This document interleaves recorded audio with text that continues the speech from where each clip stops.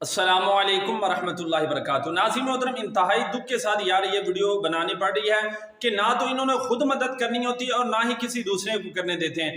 ناظرین محترم، آپ کو بتاؤں کہ راولپنڈی اسلام آباد سے آپ کو اپڈیٹ سے آگاہ کرتا ہوں کہ وہاں پر جناب جو کیمپ لگائے گئے تھے اور وہاں پر جو دوست احباب ہمارے تھے جناب، ان پر جو ہے وہ قانونی کارروائی کی جا رہی ہے، ان پر جناب مقدمے جو ہے وہ درج کیے جا رہے ہیں، جن کی لسٹ بھی آپ جناب دیکھ سکتے ہیں، ساری مکمل ڈیٹیل اس کے اندر موجود ہے۔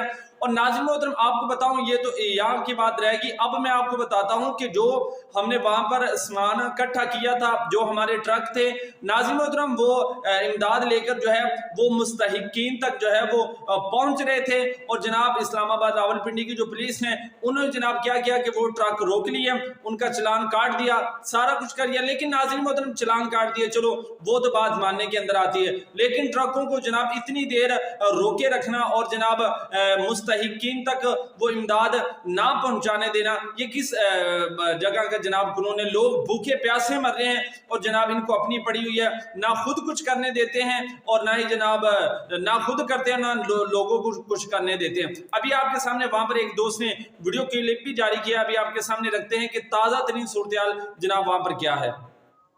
السلام علیکم، میرا نام ہے حمزہ ہے۔ یہ آپ دیکھ سکتے ہیں کہ ہم راولپنڈی اسلام آباد ہیں، تو یہ تحریک لبیک پاکستان کی جانب سے ہمارے جو راشن کے ٹرک جا رہے ہیں، تو ٹھیک ہے، ان کو اسلام آباد پولیس نے ادھر گھیر لیا ہے، ٹھیک ہے، چابی نکال لی ہے، ٹرک بند کر دیے ہیں۔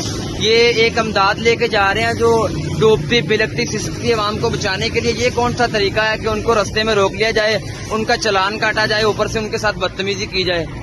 ہمارا اعلیٰ حکام سے مطالبہ ہے کہ ہمارے جتنے بھی یہاں پہ قافلہ ٹرک ہیں، اس میں تو پولیس والوں سے بات کی جائے۔ ہم کافی دیر سے ادھر پریشان ہیں، تو یہ ہمیں بہت تنگ کر رہے ہیں۔